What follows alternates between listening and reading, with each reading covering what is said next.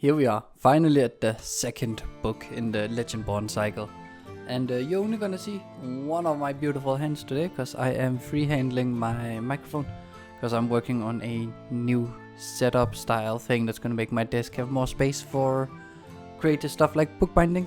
So yeah, one hand today, kinda immobile. We can switch, but it will, require me to switch which hand's holding what. Alright, let's talk about Bloodmarked. I remember reading the first one, which is called Legendborn, I think it was called, or something like that. Yeah, Legendborn. Which was the first book by Tracy Deonn, and I remember I wasn't blown away by it. It wasn't, wow, this is the greatest YA book ever. But it was pretty good. Like, it was not bad. I had a decent time, I was entertained, it was fun. It was, it was fine. And so, when I finally got the chance to read the second book, I was like, alright, let's do it. So, this book is from 2022? Yeah, 2022. So it's about 3 years old now, and I mean, there's a third book which is apparently very popular.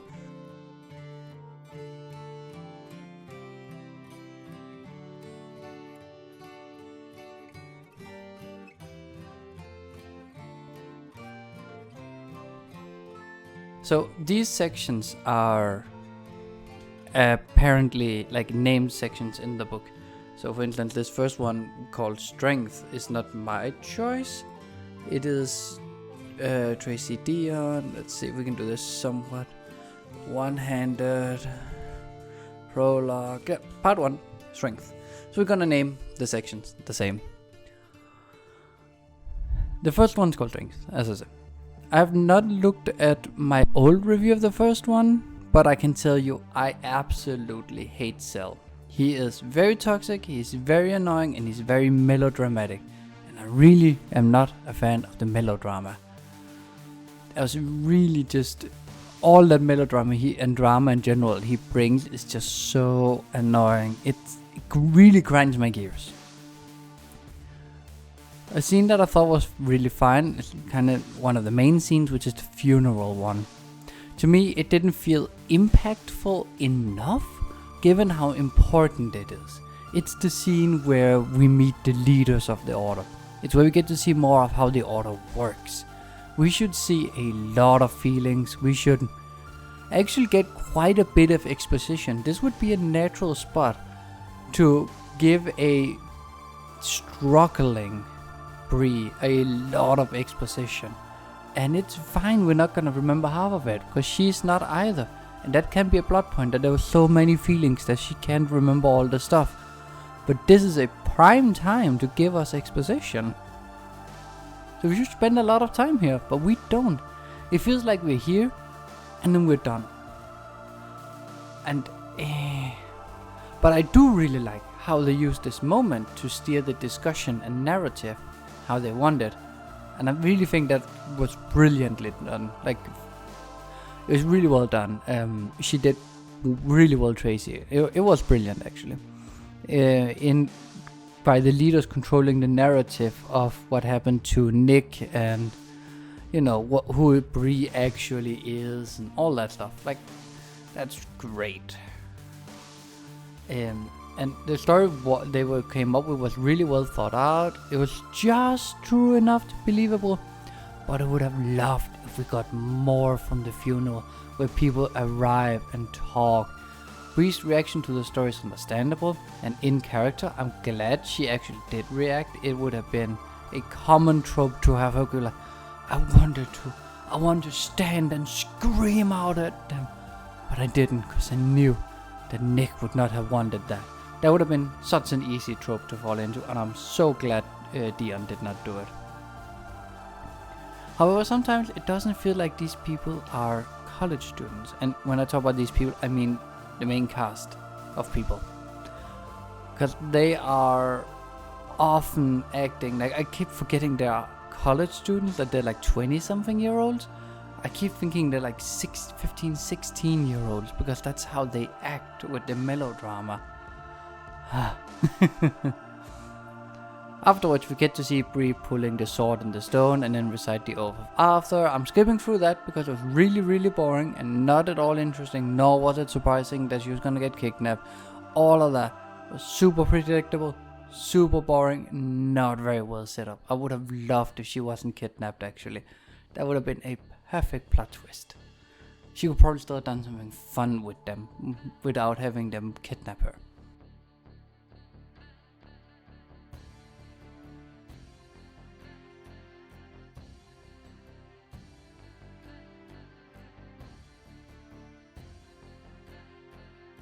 Bree getting taken away by the leaders of the order before anyone can intervene was exactly what I expected to happen. It was super predictable. Hey, I lost my track of time. Oh, okay. It was very predictable to bring her alone and then some, with some high-ranking guards. I would have preferred it to be a little less obvious. As I said in a previous statement here, it's just a bit too much. You could probably have done better, but on the other hand, I can't come up with anything better. So for now, we're gonna say it was serviceable, at best serviceable. Now, the section of Bree being mesmered, interrogated, and in general trapped was way too short. We needed so much more of that. It was really good. I loved it. So why would we not spend more time here? It was brilliant. It was absolutely perfect character work. And it would have made the escape scene seem much more believable that we worked towards it. The book spends a lot of time in the fantasy world of Arthur's memories, which isn't just boring. It doesn't even feel relevant to the story. It just feels like filler. Like, I could probably skip out 90% of every Arthur scene and I would be fine.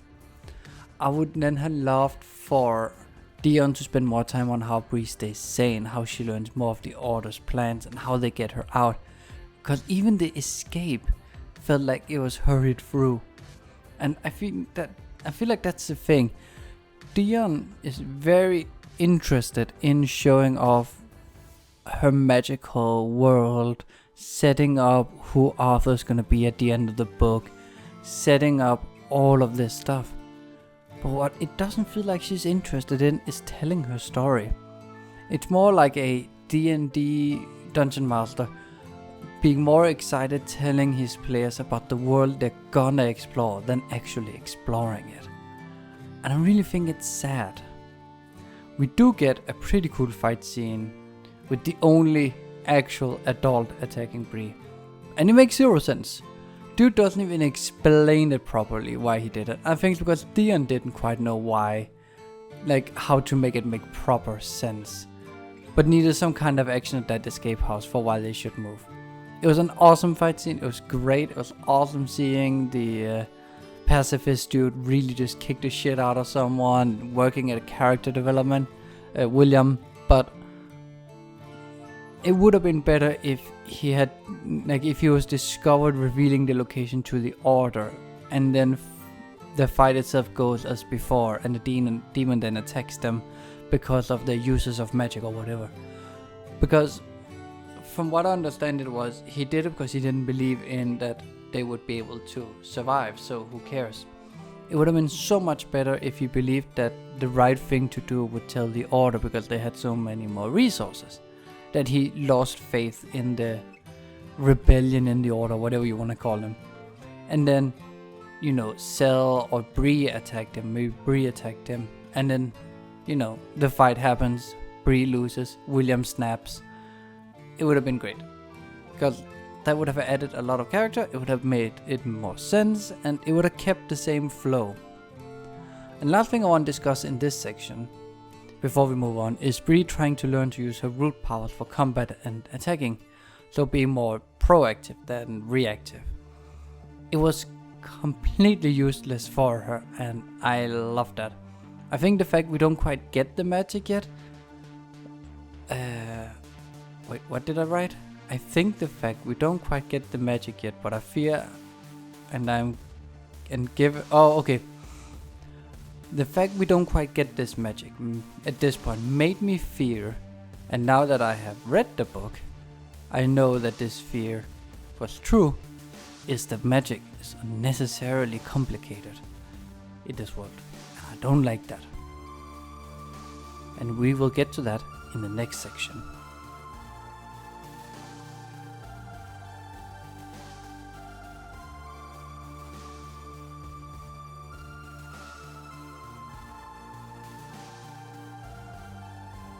Here comes the section where we expand the world and where we do it fast and loose, and I hate it. Dion decided we need to know of other types of magic, but not properly explain it to us. She also explains how there are brokers who makes sure deals with demons aren't too bad and all that kind of stuff. But she spends zero time going deeper than that into her magic system. She's like, oh yeah, we have holy magic from the Arthurian mythology, we have African inspired magic called Root, and we have warlocks who get their magical powers through bargains, but also we have humans wishing for anything they want at a price.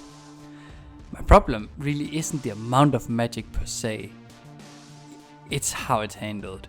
We're just told about all this weird magic that we have never heard about, and now we are moving as if it's nothing.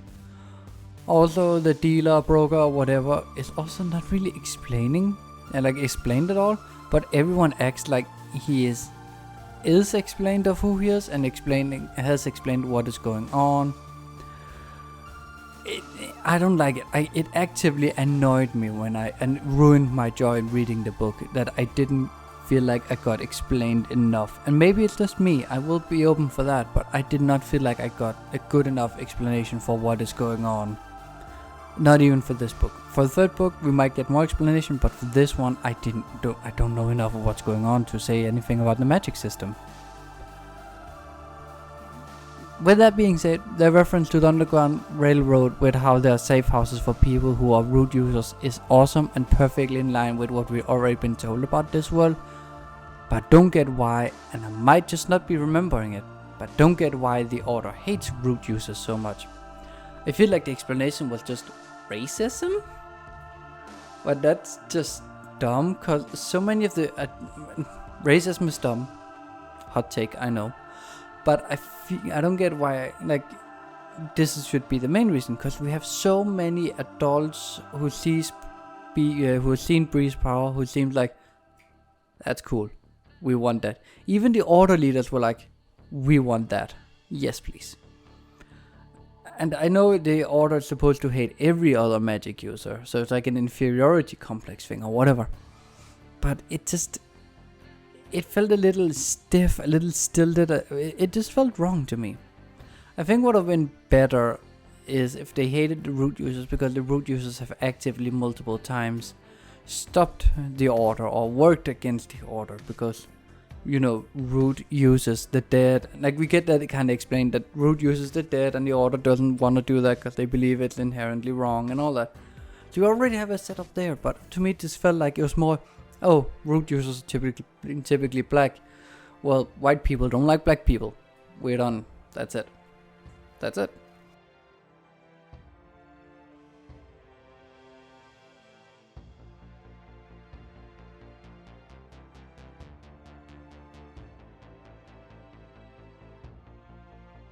This is the section I haven't really written any notes for, because I just blasted through it and then I had to record this and I forgot to write down notes or a script.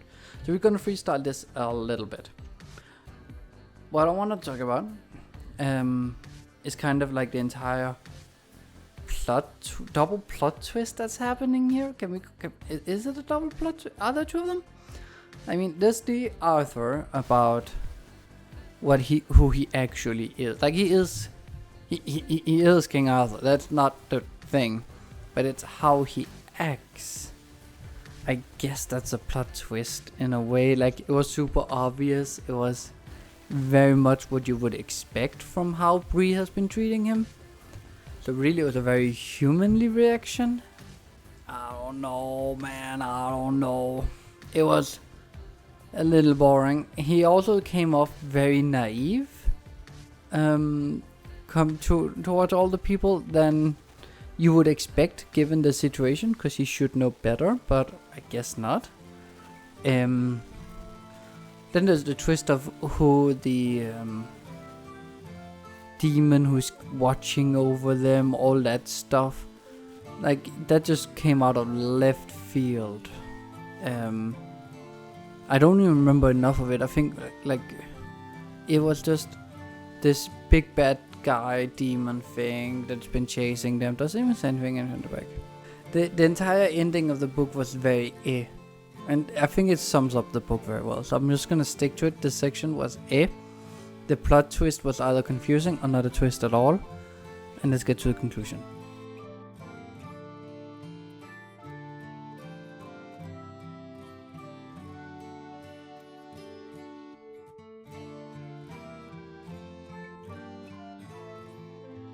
Was this a good book? Not really. I mean, it wasn't a horrible time. I wasn't like actively hating my life reading it. And I did finish it, so not that bad. It's rare I don't finish a book though. But it definitely was not as good as I remembered the first one to be. So maybe I misremembered. Will I be returning for the third book? Probably not. I might get it just to have it on the shelf. And if I feel like it, I might grab it, but it's not even looking at my TBR list, to be honest. It was on the TBR. It was actually decent. Like, I don't have an actual list. It's not like I have I read what I want, but it was on one of the book series where I'm like, I kind of want to finish the series. It's kind of interesting. No, it's not. Now it's I'm in the mood.